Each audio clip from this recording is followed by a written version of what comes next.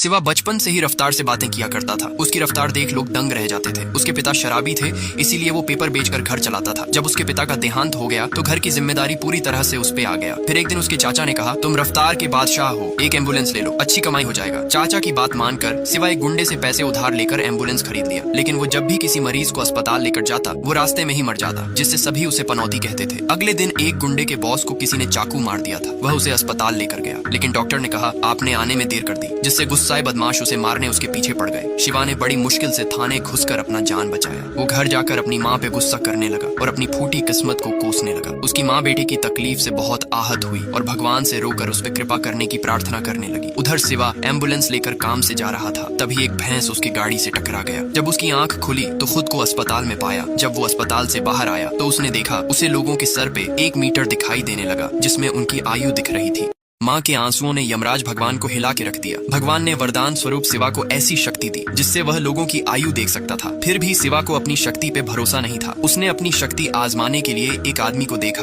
जो 7 मिनट में मरने वाला था। सिवा ने कहा, तुम्हारे जान को खतरा है, थोड़ा संभल कर रहो। लेकिन आदमी ने उसकी बात का विश्वास नहीं किया और गटर में डूब कर मर गया। फिर सिवा अस्पताल गया, जहाँ एक घायल लड़के को लाया गया। उसने देखा उसकी आयु 82 साल है। तभी डॉक्टर ने कहा, आपके बेटे का ऑपरेशन करना होगा, लेकिन बचने का चांस सिर्फ 5% है। तभी सिवा ने कहा, आप टेंशन नहीं लीजिए, आपके बेटे की आयु 82 साल है, उसे कुछ नहीं होगा। जब ऑपरेशन हुआ तो डॉक्टर ने कहा, आपका बेटा अब खतरे से बाहर है। अब सिवा को समझ में आ गया था वो किसी को बचा नहीं सकता, लेकिन वो अपनी शक्ति से पैसा कमा सकता है। उसने एक नेता को देखा जो जोरों शोरों से इलेक्शन की तैयारी में लगा था, लेकिन उसे नहीं पता था कि वो सिर्फ 7 दिन में मरने वाला था। सिवा उस नेता के विरोधी से मिलकर कहा, मैं तुम्हारे दुश्मन को 7 दिन में मार दूंगा। मुझे इस काम के लिए मुझे 1 करोड़ दो तो मैं तुम्हारा दुश्मन शक्ति दादा को टपका दूंगा। शीनू उसे पैसे दे देता है, लेकिन साथ ही अपना एक आदमी को सिवा पर नजर रखने को भेज दिया, ताकि उसे पता चल जाए कि वो इतने बड़े लोगों की हत्या कैसे करता है। जब ये बात सिवा को पता चला तो वो जानबूझकर काला जादू का नाटक करने लगा, ताकि उस बदमाश को लगे कि वह लोगों को काला जादू करके मारता है। उधर शक्ति दादा होटल में अय्याशी कर रहा था। तभी उसकी गर्लफ्रेंड ने शक्ति दादा को मटन खिला दिया। शराब के नशे में धुत मटन की हड्डी उसके गले में फंस गया, जिससे खून की उल्टी करके वो मारा गया। अगले दिन श्रद्धांजलि के लिए सिवा एक माला उसकी अर्थी पे डालने आया, जिससे सीनू को भी उस पर पूरी तरह विश्वास हो गया। अगले दिन सिवा का दोस्त ने कहा कि शहर से दूर एक अस्पताल में ब्लड पहुंचाना है, समय बहुत कम है। सिवा भी उसकी बात मानकर एक सहयोगी के साथ शहर की ओर निकल गया। उसकी रफ्तार देखकर सहयोगी का हवा टाइट हो गया। वह समय पर ब्लड पहुंचा दिया, लेकिन इस दौरान उसकी गाड़ी खराब हो गई। वह पास के यमराज जी मंदिर में पहुंचा, जहां तिलक लगाते समय पुजारी जी को आभास हुआ कि जरूर इस पर यमराज जी का कृपा है।